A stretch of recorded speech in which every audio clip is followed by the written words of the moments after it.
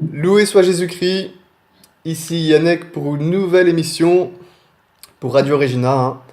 Donc un thème ici qui va être très très important pour notre foi et notre sainte religion. Nous allons parler d'un mauvais traditionnalisme assez spécifique et nous sommes ici en compagnie de l'abbé Athanas Sauget qui fait partie du séminaire de l'abbé Belmont dans le sud de Bordeaux. Bonjour monsieur l'abbé. Bonjour Yannick, oui, soit Jésus-Christ. Merci de me recevoir à ta radio pour donner l'occasion de parler donc, de ce traditionnalisme fidéiste qui est un mauvais traditionnalisme et qui est condamné par la Sainte Église. Oui, je vais remettre un petit peu les choses dans le contexte pour les auditeurs, hein. Donc lors de la première émission, en compagnie de Théodon, j'étais tombé vraiment, mais c'était vraiment par hasard, hein. Je regardais un petit peu la bibliothèque en même temps qu'on présentait l'émission, et là je tombe sur la page hérésiologie. Donc hérésiologie, c'est le répertoire que vous trouvez dans bibliothèque, apologétique, polémique, hérésiologie.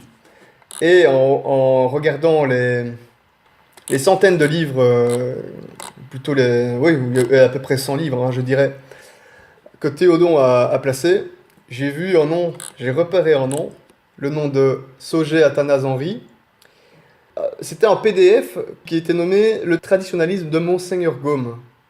Alors voilà, je me souviens que j'avais été voir une conférence sur ce sujet que vous-même, l'abbé Sauget, avait tenue, qui était assez excellente.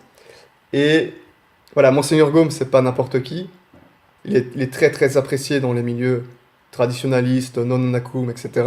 C'est un auteur qui était très prolifique et qui a apporté, je pense, enfin tout le monde le pense, énormément de bonnes choses pour le combat de l'Église, de la chrétienté, et pour utiliser un terme que je n'aime pas spécialement, mais peu importe, pour la contre-révolution. Voilà, il a apporté énormément à la cause. Maintenant, d'après vous, tout n'est pas rose chez Monseigneur Gaume, et il fallait le rappeler, et là nous allons toucher au sujet du traditionnalisme, ou plutôt un certain traditionnalisme dont les catholiques doivent absolument se méfier. Voilà. Oui, tout d'abord, il faut préciser le terme, c'est qu'il y a une équivoque sur le terme, donc traditionnalisme. À partir de Saint Pie X, le terme traditionnalisme a été attribué à ceux qui s'attachaient à la véritable tradition qui nous vient des apôtres, qui est garantie par l'Église et qui donc s'oppose aux nouveautés, au modernisme en général.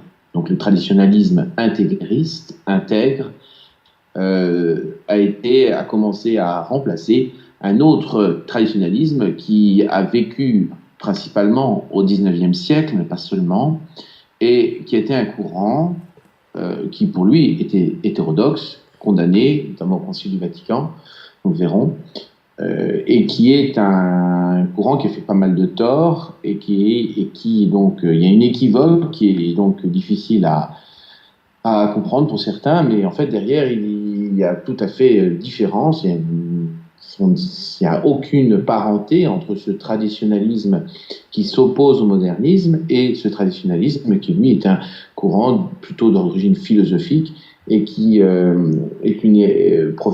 tient une erreur concernant le rapport entre la raison et la foi. Donc, quand on parle aujourd'hui de traditionnalisme, il s'agit bien sûr, le premier sens qui nous vient à l'esprit, c'est le traditionnalisme de Monseigneur Lefebvre, le traditionnalisme qui donc va s'opposer au Concile du Vatican II, pardon. Il ne s'agit pas du tout du traditionnalisme du XIXe siècle. Voilà, c'est notre sorte. Oui. C'est autre chose. Donc, quand on va dire que Monseigneur Gaume est traditionnaliste, il ne s'agit donc pas de dire que Monseigneur Gaume est contre le Concile du Vatican II et qu'il s'oppose au modernisme. Pas du tout. En fait, Monseigneur Gaume est influencé par ce courant d'origine philosophique qui est l'héritier du scepticisme qu'on va déjà connaître chez Descartes, donc depuis le XVIIe siècle, et même avant, puisque c'est d'une origine protestante.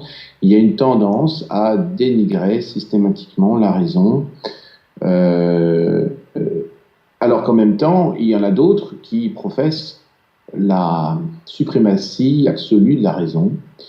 Et donc, on est avec deux courants opposés, absolument opposés. L'un qui dénigre à la raison sa capacité à connaître les vérités suprasensibles, telles que l'existence de l'âme, l'existence de Dieu, et puis toutes les vérités d'ordre moral. Donc, on a une affirmation d'une débilité de la raison en raison du péché originel. Et puis de l'autre côté, vous avez les courants rationalistes qui, lui, va exalter la raison au point qu'elle s'oppose à la révélation, elle s'oppose à l'existence de Les révolutionnaires républicains, d'une les Lumières. ordre surnaturel auquel la raison devrait s'abaisser. Enfin, bref. Donc il y a deux courants. C'est plus, quelque part, c'est d'abord une erreur philosophique sur la capacité de la raison à acquérir en droit la vérité d'ordre suprasensible, à savoir l'existence de Dieu et l'existence de l'âme, comprendre que ces deux grandes vérités parmi d'autres. Ouais. Et c'est vrai que le mot tradition, est-ce que le monde, enfin d'après vous, le monde traditionnaliste en règle générale, le monde non-nakum, etc., est-ce que les gens, enfin d'après vous, à votre niveau, ce que vous voyez, est-ce que les gens ont l'air de bien se rendre compte du problème, de la problématique? Qu'il y a une certaine tradition, la tradition apostolique qui est très bien, mais qu'à côté de ça, on peut trouver certaines formes de traditionnalisme qui ont été condamnées, et pas que celui de Monseigneur Gaume d'ailleurs, il y a aussi les fameuses traditions primordiales, etc., qui sont chères aux gnostiques. Et une D'après certaine vous, parenté, en fait. Il y il y a a une une petite certaine parenté. parenté Ouais, entre je pense le aussi, ouais. Ouais. traditionalisme gnostique et le traditionalisme fidéiste Oui, du oui. 19e siècle. Oui, oui, oui, absolument, absolument. Ouais, ouais. Alors, le Ils font de traditionalisme pair. fidéiste a été condamné au Concile du Vatican, c'est-à-dire que le Concile du Vatican met un anathème pour ceux qui prétendent que la raison naturelle n'est pas capable, en droit, de connaître l'existence de Dieu et d'autres vérités qui sont les préambules de la foi. C'est-à-dire qu'avant même qu'il y ait la foi, il faut que la raison puisse savoir qu'il y a un Dieu. Parce que si Dieu nous parle dans la révélation, ça implique qu'on sait qu'il y a un Dieu. Ouais. Et si la révélation va aider la plupart des hommes à connaître Dieu, ça ne veut pas dire que la raison toute seule n'avait pas les moyens. On voit que des philosophes, on pense bien sûr à Aristote, même sans la révélation, que ce soit la révélation que Dieu a faite au peuple hébreu ou la révélation de l'Église, eh bien, enfin de Jésus-Christ, pardon, eh bien, l'enseignement de l'Église, malgré cette absence pour lui, eh bien, il a quand même réussi à prouver qu'il existait un être suprême oui, avec lequel il avait un rapport de subordination parce que, eh bien, son être dépendait de lui, que c'était lui qui l'avait fait, etc. Donc, c'est le créateur de l'ordre qui est l'ordre visible, l'ordonnancement des choses. Donc, tout ça, c'est important de voir que c'est condamné par l'Église alors que c'est une erreur philosophique. Pourquoi? Parce que c'est un préambule de la foi, c'est-à-dire que si on sape ce fondement de rationnel, ce fondement de l'exercice naturel de la raison, eh bien, en fait, on coupe en quelque sorte l'ordre surnaturel, la révélation, la connaissance des grandes vérités que sont la Sainte Trinité, que sont la rédemption, l'incarnation, la rédemption, eh bien on coupe ces vérités de leur assise, qui sont Dieu, le fait qu'il existe un Dieu, le fait qu'il existe une âme, et donc ça déstabilise tout l'ordre de la réflexion, parce que le bon Dieu nous parle, et il parle à des intelligences, donc qu'il y a intelligence dit fonctionnement normal d'une intelligence. Le bon Dieu utilise des mots, le bon Dieu utilise des phrases, le bon Dieu utilise des raisonnements. Et donc, si on n'a pas un exercice normal de notre intelligence, eh bien, la révélation, la connaissance l'approfondissement de la révélation, la compréhension du donné révélé devient impossible. Par exemple, si vous n'avez pas une claire notion de ce qu'est une personne, vous ne pouvez pas comprendre l'énoncé du mystère de la Sainte Trinité. Je dis bien l'énoncé. On ne pourra jamais comprendre ce qui se passe en réalité dans l'ordre admirable de la Sainte Trinité, mais on peut au moins comprendre son énoncé. Il y a un seul Dieu, trois personnes. Pareillement, si on ne connaît pas un peu ce que c'est qu'une substance, eh bien, on ne peut pas comprendre l'énoncé du mystère de l'Eucharistie quand on parle de transsubstantiation. Donc, on voit bien que derrière, en dessous de la foi, il y a bien un support rationnel qui est nécessaire. Mais ouais. Et c'est quand même fou parce que c'est justement l'une des grandes forces de notre sainte religion, aussi par rapport aux autres qui sont toutes dans un certain fidéisme que nous sommes censés combattre. Voilà. Ce qui est très à la mode aujourd'hui, c'est censé parler de l'opposition entre la raison et la foi. Oui. Disons que c'est deux choses, deux pôles, de lumière qui seraient opposés en lutte perpétuelle. Parce que les athées on refuse même de donner à la raison le droit de parler de Dieu. Par exemple, aujourd'hui, vous interrogez n'importe qui dans la rue, vous lui demandez, vous lui parlez de Dieu, elle va dire, moi je ne suis pas croyant. Oui. Et c'est une réaction qui en soi est un non-sens.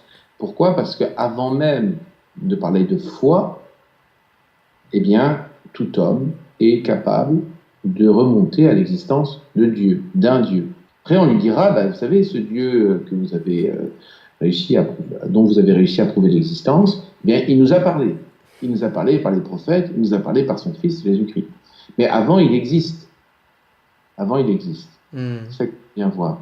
Donc, bref, le traditionnalisme a été donc un courant philosophique qui a en quelque sorte gangréné les esprits catholiques au XIXe siècle. Pourquoi ?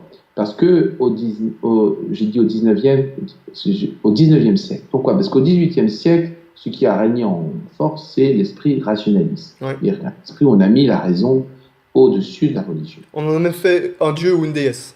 Voilà. Et pour réagir à cela, les catholiques fidèles, anti-libéraux, anti-révolutionnaires, se sont dit, eh bien, il faut arrêter d'exalter la raison. Et ils sont allés trop loin. Ils sont allés dans un dénigrement qui s'est fait l'héritier du dénigrement qu'on avait déjà connu chez les jansénistes, chez les sceptiques comme Descartes, et comme les sceptiques à la mode de Luther et des protestants. C'est-à-dire, ces gens qui vont donc dénigrer la raison, vont donc refuser sa capacité à aller à son objet, à connaître avec certitude certaines grandes vérités par ses propres forces. Et vous pensez que ça aurait été un peu la démarche de Monseigneur Gaume ? Alors, ça a été la démarche de Monseigneur Gaume, et pas simplement de lui.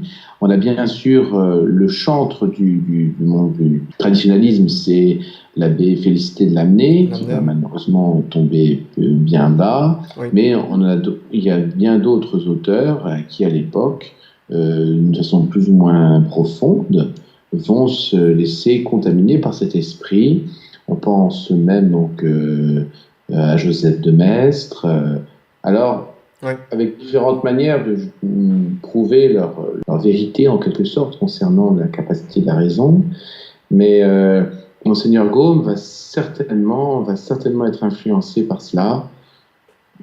Bon, et un autre traditionnalisme de l'époque, c'est bien sûr l'abbé Bautin, qui va avoir une certaine influence sur Monseigneur Gaume. Et puis on a aussi l'abbé Bonetti, plusieurs auteurs du XIXe siècle qui vont écrire des ouvrages. L'un va être directeur des Annales de philosophie, qui va être un journal qui va être condamné pour traditionnalisme. Donc, tout un courant de braves catholiques. Et surtout, ce qui va être trompeur, c'est que ces catholiques, en règle générale, vont être attachés à l'autorité du pape. Ultramontain, ouais. Comme c'était le cas de Monseigneur. Donc, dans l'eau, on voit même Louis Veuillot, il ne va pas être franchement fidèle, traditionnaliste, mais va toujours avoir tendance à rabaisser le rôle de la raison. Il y a plusieurs passages, c'est pas flagrant chez lui, mais plusieurs passages dans ses écrits où on voit qu'il est très négatif vis-à-vis de la raison. Alors c'était encore une fois souvent par réaction, Voilà, mais chez un, comment dirais-je, chez un Monseigneur Gaume, ça va être très marqué. Et en fait, tout son enseignement philosophique est vraiment basé sur une conception cartésienne et très sceptique vis-à-vis de la raison. c'est incroyable. Et Ouais, quelque c'est fort. quelque chose que je ne comprends pas, c'est que donc il n'a pas été condamné pour son traditionnalisme, on est bien d'accord, ça on va peut-être y revenir. Il est lu par de très nombreux catholiques français. C'est un auteur extrêmement prolifique et qui a porté beaucoup à la cause, ultramontaine, antilibéral, anti-révolutionnaire, anti-maçon, tout ce qu'on veut, qui a bien dénoncé le paganisme dans la littérature et les arts. Bon, voilà, moi à ce niveau-là, il fait un excellent travail, mais néanmoins, il est imprégné de ce mauvais traditionnalisme. Alors, Comment alors la question, il y a deux questions, comment se fait qu'il n'a pas été condamné pour ce mauvais traditionnalisme? Et deuxième question, comment se fait-il que personne n'en parle, personne ne s'en rende compte? Moi j'ai attendu de vous entendre parler dans une conférence pour réaliser le problème. Voilà. en fait, Monseigneur Gaume a eu un grand succès au XIXe siècle parce il a fait à nouveau connaître beaucoup de vérités, beaucoup de choses élémentaires qui avaient besoin d'être diffusées à nouveau dans la masse, concernant la prière, concernant la vie chrétienne, concernant, par exemple, son pèlerinage à Rome.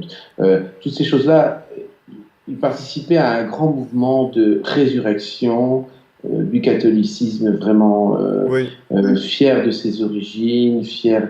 Donc il y avait quand même des excellents côtés. Il était un catéchiste zélé. On elle connaît est son excellente. catéchisme de persévérance qui est Oui, une œuvre assez considérable.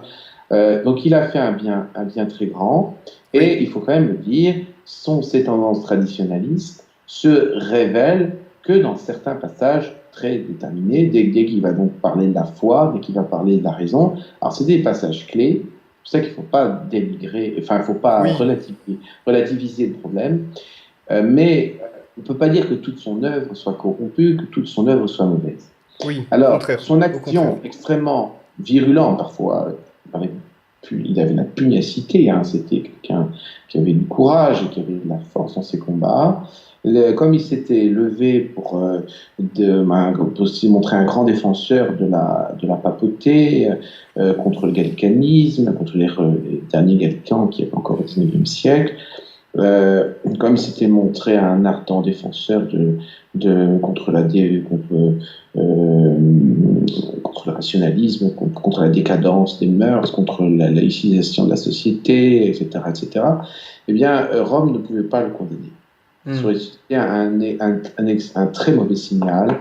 Et il y a une correspondance qui est intéressante entre le cardinal Antonelli, qui était secrétaire d'État donc en 1852 de Pie IX, et le nonce à Paris, Monseigneur Garibaldi, à propos de Monseigneur Gaume et de ses écrits par rapport à montrant les failles. Monseigneur Garibaldi précise au cardinal Antonelli: si l'un des ecclésiastiques les plus distingués dans le soutien au maximum du Saint-Siège, un de ceux qui lui sont le plus attachés était l'objet d'une grande mortification par une condamnation du Saint-Siège, cela réjouirait en même temps beaucoup le parti opposé, celui des Gallicans. Et donc le cardinal Antonelli répond à Monseigneur Garibaldi en lui disant qu'une condamnation semble peu probable à cause des antécédents que vous relevez. Donc c'est-à-dire que Rome explique pourquoi elle n'est pas intervenue solennellement, et parce que c'était absolument imprudent de condamner. Les gens n'auraient pas compris. En revanche, ce qui a été fait, c'est que l'Église a voulu guérir par le fond en demandant à ce que l'étude de saint Thomas d'Aquin, que l'étude du réalisme philosophique que saint Thomas d'Aquin reprenait d'Aristote, pour préciser cette notion, eh bien, soit enseignée dans les séminaires.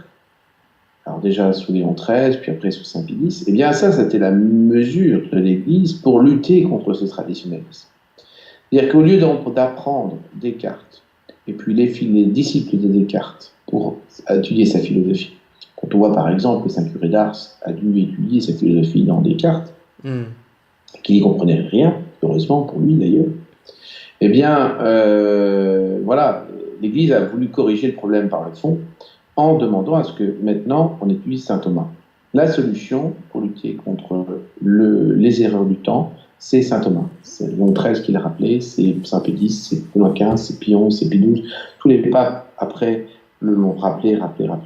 La solution, c'est le retour à la scolastique et la scolastique thomiste. C'est le remède. Donc, c'est ça qu'il faut bien voir. C'était qu'en quelque sorte, le pauvre Monseigneur Gaume était contaminé par l'air du temps, un air du temps qui était sceptique par rapport à la raison, en réaction au rationalisme. Voilà. Donc, ce n'est pas de dire que Monseigneur Gaume est un mauvais auteur, Au contraire. c'est simplement de bien voir qu'il y a dans ses écrits une partie qui, si elle est reprise, bien, est hétérodoxe. On peut le voir, on peut le caractériser. Son œuvre est, comment dirais-je, est extrêmement vaste. Oui. Et voilà, moi, ce que je peux dire comme indication rapide dans ses œuvres, par exemple, quand vous voyez qu'il a été tout d'abord formé dans la théologie dogmatique de l'abbé Gousset, qui après deviendra évêque. Bien, dans son catéchisme, dans son œuvre de théologie dogmatique, eh bien, l'abbé Gousset a une vision extrêmement fidéiste donc de la connaissance, puisqu'il se fonde sur une révélation primitive pour pouvoir être certain qu'un Dieu existe, qu'il y ait une existence de l'âme, etc., etc. Donc l'abbé Bergier également, dans son dictionnaire de théologie dogmatique, sur lequel l'abbé Gousset va se fonder pour faire son ouvrage de théologie dogmatique, qui va être le manuel de quasiment tous les séminaristes de la première, voire des trois quarts du XIXe siècle. Ensuite, on va voir Monseigneur Gaume, qui va être un disciple de Lamennais dans ses premières années.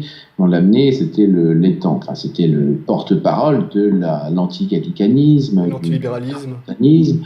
Il avait d'excellents bons côtés. Il a participé à ce mouvement, vraiment catholique dans ses bases, mais qui était déjà vicié par une sève dangereuse, qui était donc une philosophie trop négative par rapport à la raison, et puis sans parler du problème du libéralisme. Voilà. Et ouais, on a vu les résultats par la suite. Voilà.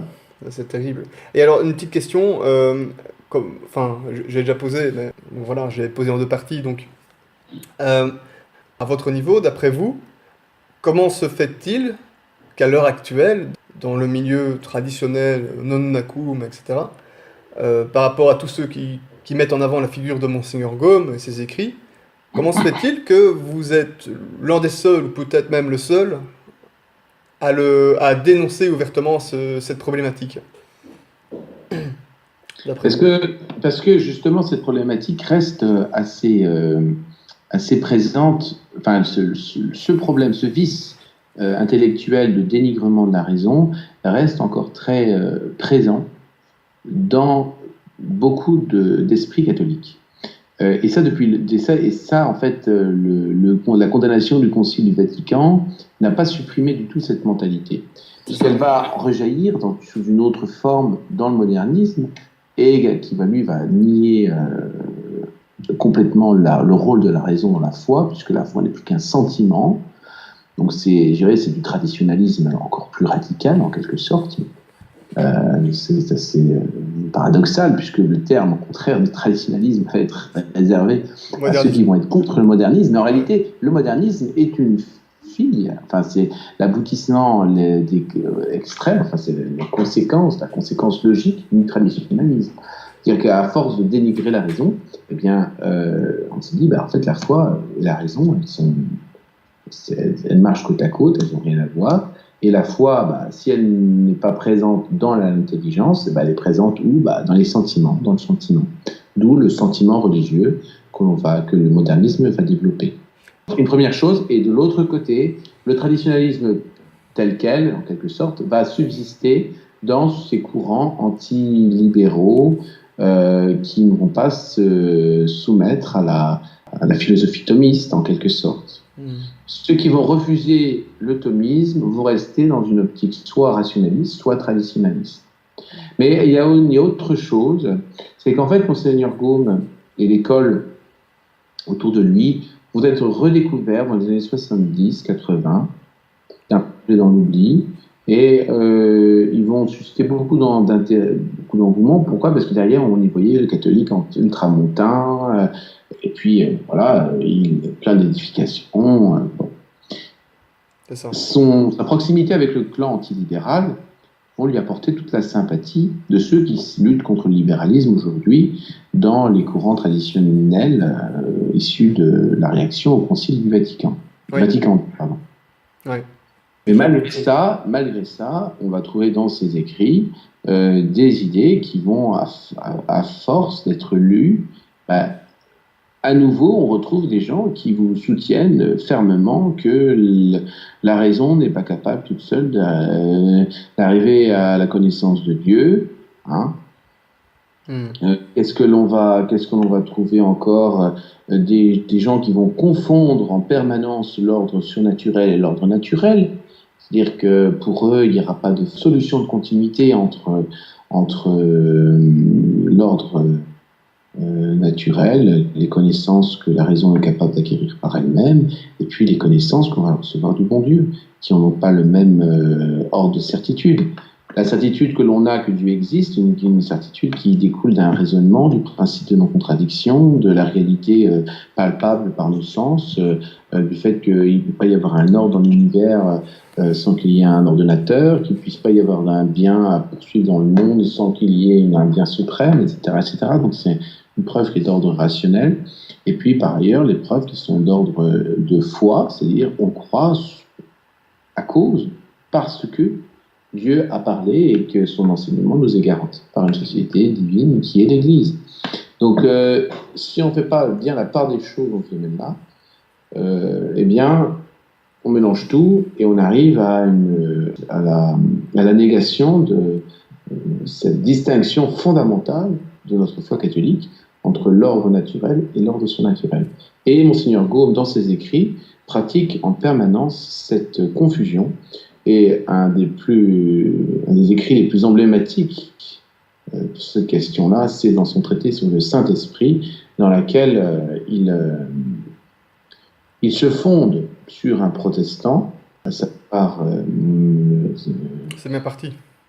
Comment il s'appelait Guizot. Donc c'est Guizot, le protestant Guizot, qui, pour expliquer le rapport entre Dieu et les hommes, et sur le fait que, par exemple, il y a un instinct inné du surnaturel, ce qui est complètement contradictoire, que dans la nature, il y aurait un appel au surnaturel, et ça va être donc la doctrine de Vatican II, et qu'il y a une foi naturelle au surnaturel. Donc il y a une grande confusion qui est entretenue entre ces deux ordres, et ça c'est catastrophique, ça détruit toute l'économie de la rédemption, ça détruit toute l'économie, parce qu'après, à partir du moment où si la foi au surnaturel est naturelle, eh bien on nie implicitement la gratuité de cette foi surnaturelle. Elle n'est plus gratuite puisqu'elle serait naturelle, donc elle serait un dû. Hein. Si quelque chose est naturel, c'est qu'elle vient avec ma nature, et donc si je ne l'ai pas, eh bien j'ai en quelque sorte un dû à l'exiger, puisqu'elle est naturelle.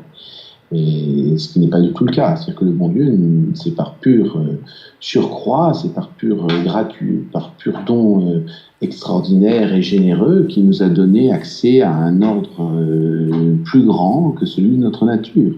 Connaître la vie intime de la Sainte Trinité n'est pas du tout quelque chose qui a un appel à l'intérieur de notre nature. Donc c'est fou qu'on voit un auteur catholique qui prenne comme auteur, qui cite sans aucune restriction, sans aucun commentaire négatif, pour expliquer l'ordre de la foi et de la connaissance et l'ordre divin, et pour expliquer la notion du naturel et du surnaturel. Hmm. Alors que justement, le protestantisme, une de ses grandes hérésies, c'est de vouloir confondre le naturel et le surnaturel. Ouais. Donc moi, c'est ce qui m'inquiète le plus, c'est ça. C'est par rapport à cette contamination, aujourd'hui à nouveau, des catholiques par cet esprit de confusion entre l'ordre naturel, l'ordre surnaturel, et puis ce dénigrement de la foi par rapport à la connaissance des choses. Un scepticisme qui est entretenu chez les catholiques qui vont faire encore leurs études dans des écoles où on va enseigner Descartes. Et donc, il y a un rationalisme qui, en même temps, s'accompagne d'un scepticisme. Descartes, c'était ça, c'est assez paradoxal. Parce qu'en même temps, il met la raison qui doit tout prouver. En même temps, on se rend compte que la raison n'a pas raison sur tout, et donc qu'il y a besoin d'un complément. Et donc, dans toutes les vérités que la raison ne peut pas prouver, il faut faire appel à une foi. Et voilà, et hop, c'est parti. Et on a aujourd'hui plein de jeunes, plein de jeunes qui sortent de leurs études philosophiques qui sont sceptiques et rationalistes, quoi. Ouais. Et c'est un problème. Monseigneur Gaume, recommandable ou pas niveau lecture? Ou simplement avec avertissement? Moi, je le recommande. Je recommande pas. Je ne le recommande À ce pas point-là. À ce pour la point-là. bonne et simple raison qu'il existe aujourd'hui d'autres écrits qui parlent de la même chose, des mêmes objets, disons, hein, sur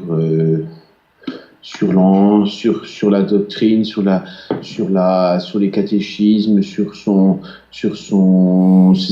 biographies et tout ça. Il existe beaucoup d'autres livres qui ont un caractère beaucoup plus scientifique, beaucoup plus rigoureux, beaucoup moins teinté par le style et l'esprit du 19e siècle, qui a ses limites, comme nous venons de le voir.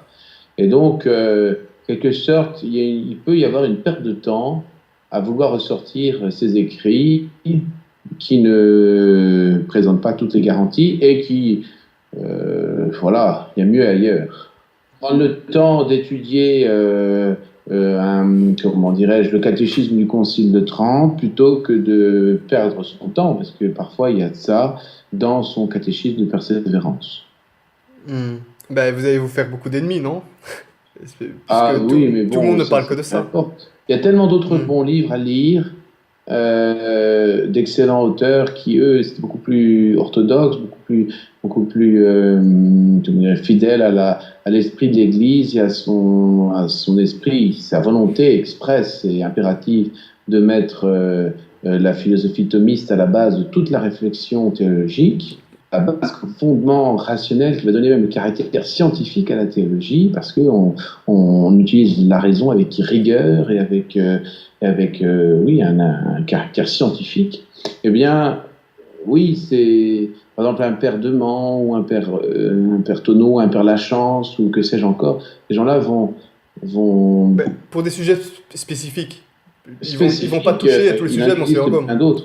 Et c'est pour ça qu'il faut continuer à monter cette bibliothèque doctrinale, parce que justement, il y a je pourrais en fournir si ça vous intéresse. Ah, mais avec joie, avec joie. Oui, il existe beaucoup d'écrits qui sont comme ça assez facilement consultables, qui sont largement supérieurs à ce que l'on peut lire dans Monseigneur Gaume. Bon, voilà. J'invite éventuellement ceux qui nous écoutent à lire l'intégralité de mon petit article là, sur le traditionnalisme de Monseigneur Gaume, où il y a un peu les textes de l'Église sont cités, les textes de Monseigneur Gaume incriminés sont cités, il y a un petit historique sur les courants de la pensée fidéiste et traditionnaliste, et puis il y a également une réponse aux objections qui ont été soulevées suite à la publication de mon article. Ben, c'est ce que j'allais suggérer aussi, hein. Donc, je vais rappeler le chemin pour accéder au petit PDF sur Radio Regina. Donc, vous allez dans la bibliothèque, répertoire apologétique, polémique hérésiologie. Et là, le fichier s'appelle, je redescends, Sauget Athanase Henry, le traditionnalisme de Monseigneur Gaume. À la base, ce n'était pas en livre, c'était le résultat d'une conférence, je crois que c'est une trentaine de pages, que notre ami Théodon a placé en PDF et ajouté dans la bibliothèque. Voilà, comme si c'était... Ah non, Voilà, comme ça on regarde ça dans les archives. pour apporter une précision, l'article traditionnaliste de Monseigneur Gaume Oui. est à la base d'une lettre C'est juste. que j'ai écrite C'est juste.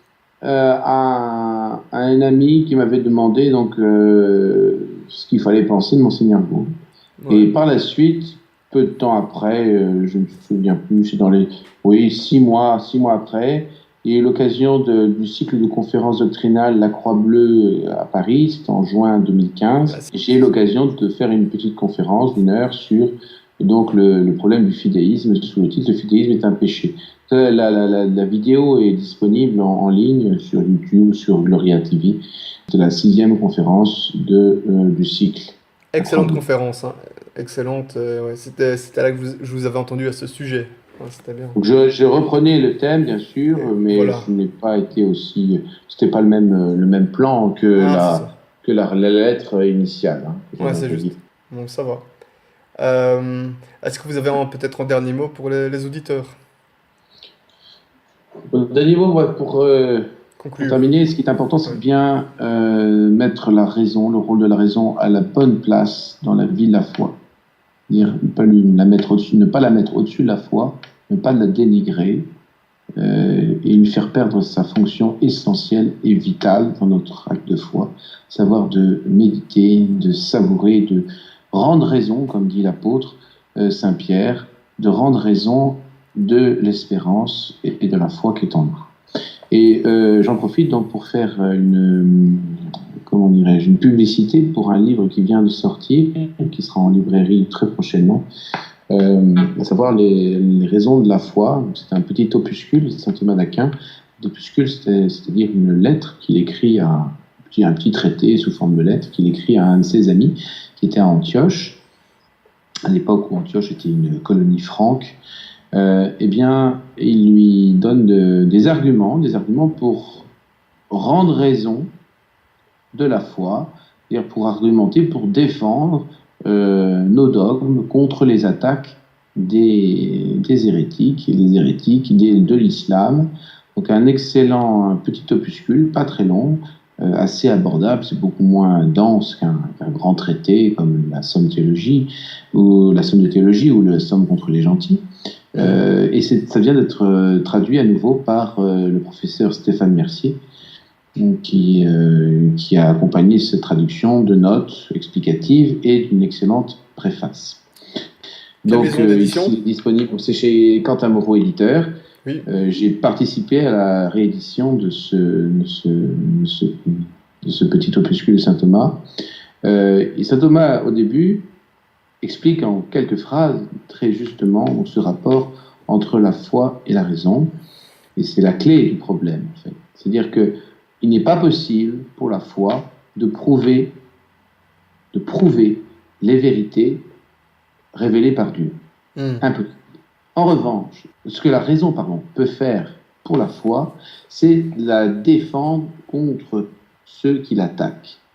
Donc contre ceux, par exemple, comme l'islam, qui se moquent du fait que Dieu puisse avoir un fils, qui se moquent le fait qu'on puisse manger la chair et le sang, et boire le sang de Jésus-Christ, eh bien, il y a des arguments d'ordre rationnel pour défendre la foi. Donc on doit rendre raison de la foi, on doit la défendre par des arguments de raison, mais on ne peut pas prouver la foi.